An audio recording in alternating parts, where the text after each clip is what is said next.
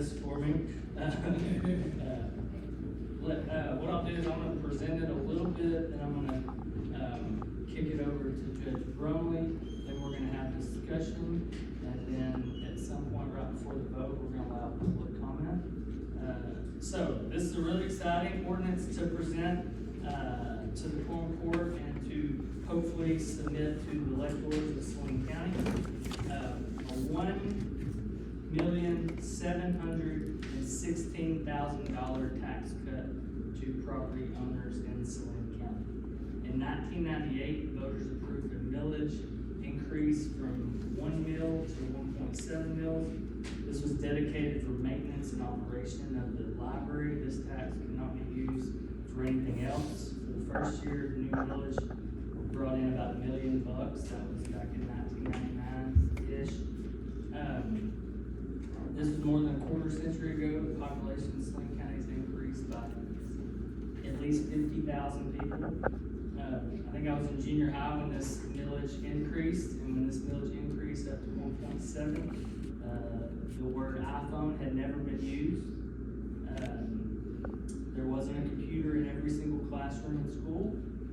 The Pew Research Center conducted a survey recently and said 9 out of 10 U.S. adults on a smartphone, and I would probably venture to say 10 out of 10 teenagers and up in school on smartphones. This ordinance proposes a question to Saline County voters to vote to approve a $1,716,000 tax cut, or to keep the millage the same. Ultimately, the voters will decide this issue. Remember, this is a reassessment year. We discussed that. I think the last committee meeting we discussed reassessments, and pretty much all property values have increased. Therefore, with property values increasing, taxes are going to go up a little bit. Now, there's a couple ways to look at that. You can look, oh, that's great, property values increased. I can sell my home, my property for more than I invested in. Well, another way to look at it is, hey, my taxes are being increased. So I feel like this $1.7 million tax cut would be great, would be a little bit of relief for the taxpayers in Saline County. And I want to read you a quote that the chair of the library board has written for us. And I think if the media would like this, I think we'll have this available as well. The Saline County Library is among the most valuable assets within our community. It's more than just books. It's a place where children gather for story time and engage in reading programs, where job seekers find helpful resources, where students come to study, where our community engages with one another and explores lifelong learning opportunities. In short, the library is an increasingly multifaceted resource that enriches the lives of people of all ages. As trustees, we take seriously our responsibility to be wise stewards of the public's investment in their library, and doing everything we can to serve the citizens well. At the same time, we are acutely aware of the increasing cost of living and the challenges that come with it. The funding proposal was carefully considered and analyzed to ensure the library can continue to provide the resources and services our community has come to expect. We're confident the Saline County Library will be equipped to do that under the terms of this proposed adjustment in funding. As it has always been, our commitment to the people of Saline County is to continue serving our community while being thoughtful and prudent with the resources that entrust to the library. I want to thank the library for really working on this, and as you all know, and maybe some do not know, it was about, I think a couple years ago now, that there was a petition that was signed by multiple Saline County residents that was, I think, turned in just a little too late, and it was to reduce the millage by more than this, to go to 0.9 mils, which that would have lost some state funding. I'm not going to say this is Judge Bromley has done a ton of legwork on this. He's talked with folks about this proposal. He's talked with the library administration, the board members, tons of citizens, elected officials. Not all parties are 100% in support. The most agreed is the responsible way to lower the tax burden for Saline County residents. I'm not sure if this is agreed to by the petition folks and the library folks, but it's a compromise that Judge Brumley has talked to all supporters about, and I think it's well thought out, and it's a relief to Saline County taxpayers, and I'm excited to present it. At this time, I'm gonna recognize, Judge Brumley to talk a little bit more, maybe even talk about some numbers, and then we can go to questions, discussion, and then go to public comment. So with that, Judge Brumley, you're recognized. May I present? Let me just reiterate, this will be a question before the voters in November to lower the tax rate from 1.7 mils to 1.1 mil. Judge Brumley, you're recognized. Thank you, Mr. Chair. Our number one responsibility is to serve people to the best of our ability and maintain fiscal responsibility while doing so. One way we do this is to assess and reassess the services available to our citizens, the expense of providing these services, and the resources available to us. We're incredibly proud of the library system we have in Saline County. It's a place where families gather, students learn, and community stays connected. We're able to provide these services through the library millage of 1.7 mils that can only be used for the operation and maintenance of the library system. The millage was increased from 1 mil to 1.7 by a vote of the people almost 30 years ago. Our assessment has shown substantial growth in revenues year over year, which leaves us in a very enviable position. Once again, let the people make an important decision on where we stand today. This proposal came from working alongside library leadership, community members, and our team within the Saline County government to make sure we can continue to offer the same great services while also being responsible with taxpayer dollars. We'll continue to educate our citizens if the ordinance and ballot issue to lower the millage to 1.1 mils is approved by the Quorum Court.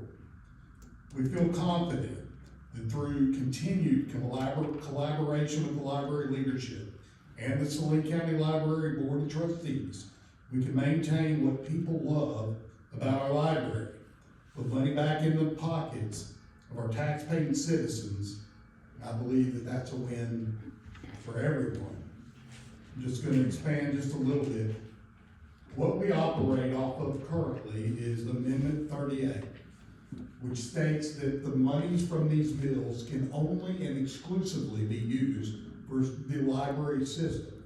While only used for the library system, they may only be used for the operation and maintenance. So what would not be included? An example would be we need a fourth library. The construction of that library would not be covered under Amendment 38. As mentioned by the chair, there was a petition put forward.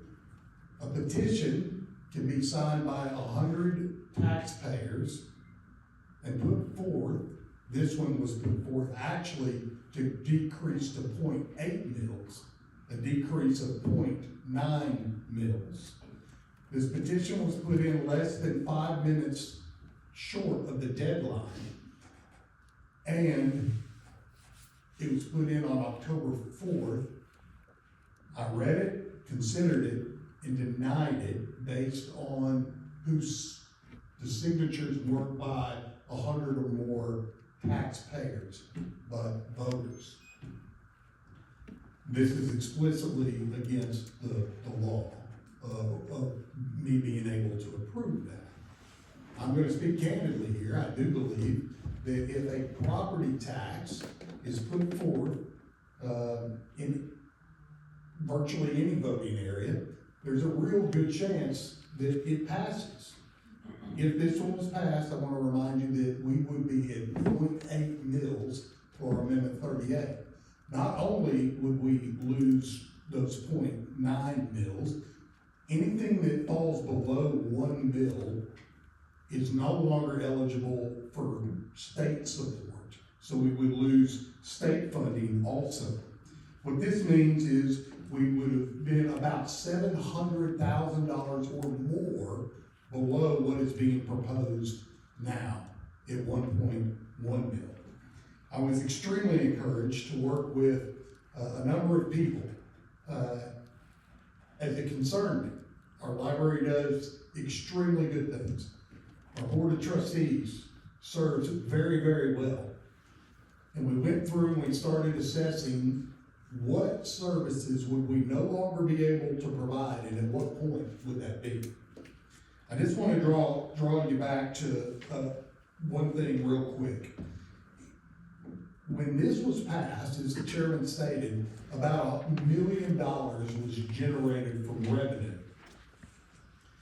At that time, our population was 83,529 in the 2000 census.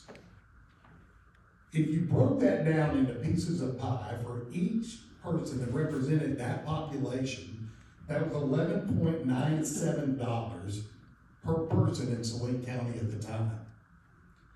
Currently, we generate $4 million, or at our last complete year, $4,862,008 roughly. If you do the same equation there, and you separate that into what's estimated, and I've seen in reports recently, 131,252 people, that piece of pie per citizen has moved from $11.97 to $37.04 for the library system. I was very encouraged that as we looked at this, it was scrutinized greatly on what we can do.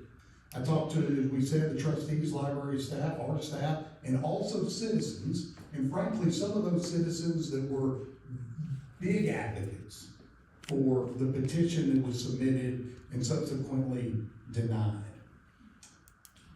I want to say, I was extremely impressed with the cooperation and the pushback and healthy conversations that we were able to have in that time, as I was able, for lack of a better word, to negotiate why that number was not adequate to provide to our citizens the great services that they have. But there was a number that I believed was, and we settled with that number. And so far they have been very, very generous and trustworthy in saying that's what you see in front of you today. Just a couple more things that I wanted to mention. Our growth is undeniable in this county. What a enviable spot to be in. 2% growth on average is what we have experienced really from 1980 to 1990 census, and have consistently seen that type of growth. The difference is this: that growth of 20% from 1980 to 1990 represented about 11,000 people. Currently, our growth that we see of the same 20% virtually represents about 24,000 people. And that's why we are seeing the exponential growth. That growth, on average, over the past 5 years, that is measured in the increase of the value of mills, is 6.938% year over year on average over the past 5 years. I tell you that because if you take our reduction and you drop it back from the 4.8 to the 3.3 that it will represent if we see no growth, which we will, and then you add just the average of our increase over the past 5 years, assuming there's no growth, which is contraindicated by what we see in our trajectory, then in just 5 short years later, we'll be at $4.4 million. We will grow from the 3.3 to the 4.4. Now, there's no guarantees. And so that's why it's important to be able to have something to fall back on. I'll echo what Justice Curtis said, that this is a reassessment. year coming up. Well, it will be a reassessment year with or without this. This does help our taxpayers on their property tax a great bit during a very timely portion. But also the reassessment softens the blow of the decrease for our library system. While not in whole at all, it does make it better because the mill for reassessment will be more valuable. The balance that I was speaking of that we've been able to enjoy. From 2011 to 2016, they were able to grow a balance that increased from almost 1.8 to 2.7, an increase of $941,000 in just 5 years. In the next 9 years, from 2017 to March 31st of 2026, that balance increased to another almost $2 million, $1,907,843. That's a $2,849,000 increase in the balance. And what we have in, for lack of a better word, which a better word is balance, your reserves. In just 15 years, that's the increase of almost $3 million that we've been able to see. The current balance, or the balance as of March 31st, 2026, was $4,637,000. That's basically 1 year's expense cash on hand. I believe that with our growth, with the leadership that we have at the Saline County Library, and the Board of Trustees' commitment to also being fiscally responsible, after assessment and reassessment and looking at many different models, that this is a fair question to ask the Saline County voters to consider. If you don't have any questions, that's all I have. Next questions for the judge.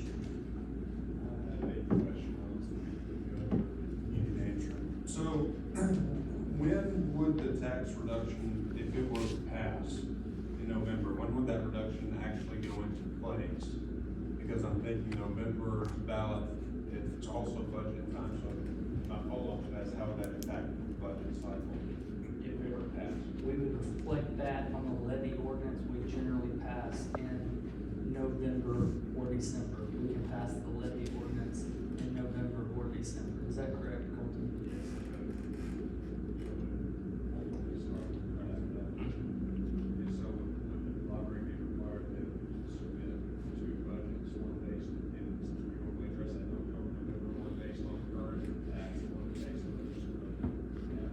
That might be smart, CJ, but as the judge just mentioned, they have $4.6 million in the bank, and last year their spend was $4.5 million, so they wouldn't have to cut the budget next year. Now, in a few years later, they might have to make more adjustments, but as Judge mentioned, the growth might balance that out as well. I know there's a couple people that asked me to be co-sponsors on this ordinance.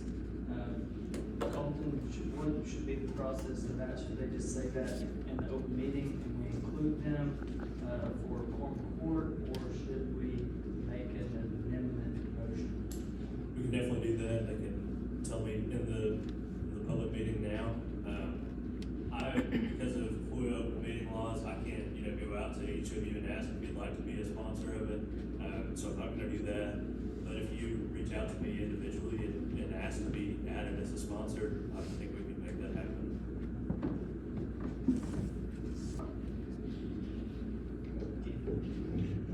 Mr. Chairman, I'd like to request to be a co-sponsor. Any other questions? More questions for the board? Okay, this time I'm gonna allow public comment before we vote. First up, is Leah Chisholm. Leila. I started going to the library when I was in 7th grade. I lived out in my own circle. There wasn't a post office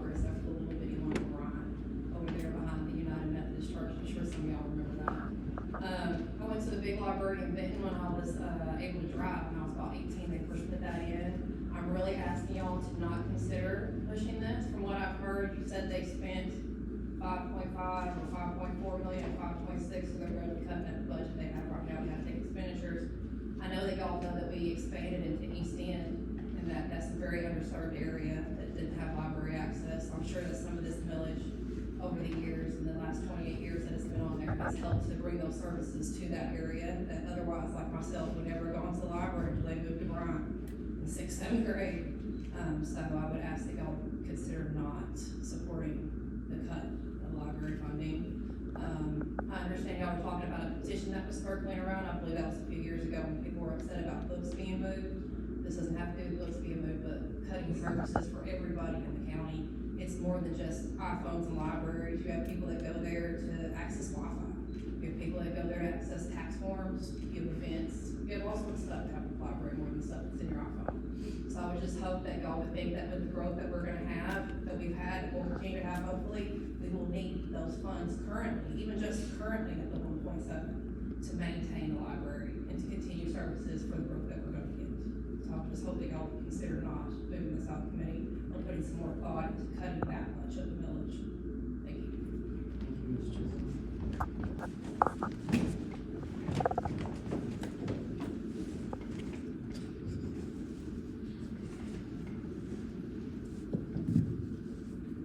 I agree with, all the things that, Lita said, that the library system has kept up with the changes. You had mentioned, that no one had a cell phone back in 1998 or whatever.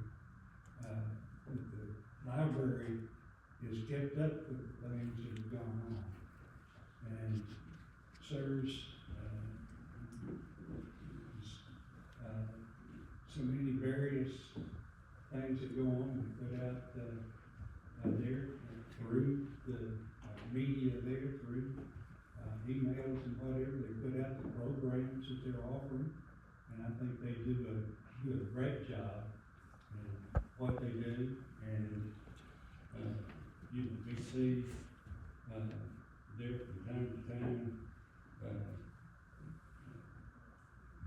folks want to raise money for, say, the police department, and the sheriff's department, and the fire departments and such, when it seems like the growth in the county and the taxes that are being paid should take care of that, as well as the growth that is going to the library. So, just why pick on the library? There it just kind of brings back to me the fiasco that we went through a while back, their record books and all that stuff. That's an issue. Before that, up to the time of the discussion of those, people could come up and talk about anything they wanted to, here at the Quorum Court meetings, and so, all estimates is good. So, that's my point. Thank you, Mr. Henson. Last public comment we have is. Good luck. Okay, will you please state your name for the record, sir? Absolutely. My name is Fred Boucher. Can you say that again? Fred Boucher, F-U-C-H-E. I've lived in Saline County almost 20 years now, with the exception of about 3. I made a big financial mistake moving to Batesville, of all places. Mr. Alvarez, it's great to meet you. You are my representative out of District 8. I appreciate your decorum. As far as the Quorum Court and Judge Brumley, I appreciate y'all giving me the opportunity to speak on this today. It's been a long time since I've been in the library in Saline County. I've got 2 daughters. I've got 18-year-old and 16-year-old kids. We did frequent the library a lot when they were younger. The library has changed a lot. But there's also a lot of other stuff that's changed over the past 15 years, and especially since 1998, when this 1.71 million millage was put in place. I do want to bring up the fact that you were talking about a 1.716 million or 1.7 1.6 tax cut, when in all actuality it's 0.6 if I'm not mistaken. It's dropping from 1.71 to 1.1. Let me just clarify, it's 1.7 mils is the current millage rate, Right. dropping it to 1.1 mils, which calculates to To 1.1. $1.7 million tax Okay, cut. okay, okay, I understand that. I do wanna bring up the fact that this was implemented in 1998, that 1.71 mils value-wise was a lot more then, has not kept up with inflation had we needed it. Luckily we haven't. It sounds like they've done a great job. As you said, Saline County Library has been a great asset to the community. I think it's a bigger asset than what a lot of us realize. A lot of us in here, I have a feeling, with the exception of a few, don't have to take advantage of our library, of our tax dollars. Our tax dollars are being well spent in many ways at the library. Those of you that don't know, COVID, the Saline County Library played a big part in keeping up with education, or keeping our kids in school, underprivileged kids who couldn't afford Wi-Fi at home, had a place they could go to mobile hotspot. They were able to keep up with learning. Without that, who's gonna provide the internet? As much as I would like to have every one of them come over to my house and branch off my Wi-Fi, it's probably not gonna happen. I think this millage, as small as it would be per taxpayer, yes, it is a great decrease overall in taxes. But I think individually, I think the sacrifice we would have to make doesn't justify what we're gonna put people through potentially with the uncertainty of what would take place in the library as far as budget changes or budget cuts. I think we owe it to Saline County to talk a lot more about what the library does and how well our tax money is actually spent there than we do take money away from it. As you mentioned earlier, it's a great asset to the county. They've obviously done their job. We should continue to let them do their job. Thank you, Mr. Fouché. This board doesn't need to let their book be written with the starting verbiage of, they came for our books, and then they came for our libraries. Thank you, Mr. Fouché. Any other discussion about the quorum court? Jim, you're recognized. Thank you, Mr. Chairman. And as I was listening to, the chairman and the judge talking, in detail about all of the studies that have gone into this by, various, people in, the library board, it's my understanding that no one has advocated for reducing services with the library. But I also know by being on the court for a while that there's also not any other departments in the county that have such a huge amount of overage that they collect and put in the bank. We run the county very, we have a balanced budget, and there's not any other departments that just are washing money. And this, like I said, as I understand it, and correct me if I'm wrong, Mr. Chairman, no one is advocating or there would be no reduction in services from the library system. That's what I understand. If this passes. Is that right? Yes, you're recognized. I had voids and information regarding the library, a lot of their expenses back, a couple of years ago, maybe we did last year. And not to go into a lot of detail, but they spent over, like, close to $200,000 between Amazon Business and their credit card in 2024. Another huge expense, and I'm not sure why they have all of this, what their expenses are regarding digital things, services. And they also have a staff among all three libraries of like 55 or so. They spent over $2 million of their budget on salaries. So I am 100% behind this ordinance because of that. Any other comments or discussion? Ms. Crosser? Yeah, I just wanted to say that I am in favor of this motion, to approve this. I never heard anything that led me to believe we would be diminishing services that the library is offering. I think that this is just a prudent approach at looking at overages that are existing out there and us being able to use, better use of our taxpayers' money. Any other comments? This time we're ready to vote. All those in favor say aye. Aye. Any opposed? Motion carries.